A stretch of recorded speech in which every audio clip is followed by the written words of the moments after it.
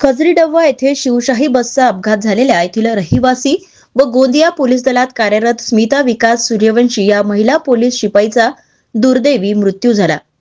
स्थानिक स्मशानघाटावर स्मिताच्या पार्थिवावर अत्यंत शोकाकुल वातावरणामध्ये अंत्यसंस्कार पार पडले।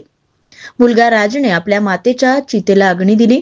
कर्तव्यावर परत जात असताना वाटेतच ही दुर्दैवी घटना घडली। 3 वर्षापूर्वी पोलीस दलात कार्यरत असलेले पती विकास यांचा मृत्यू झाला होता। हेलावणाऱ्या या घटनेने अनेक उपस्थितांचे डोळे पाणावले होते। गोंदिया पोलीस मुख्यालयात कार्यरत महिला शिपाई स्मिताचा दुर्दैवी मृत्यू झाला। त्या आपल्या जन्मदात्यांच्या भेटीसाठी भंडारा येथे गेल्या होत्या। मृत्यू पश्चात अनुकंपा तत्वावर पोलीस दलातच स्मिताला नियुक्ती मिळाली होती।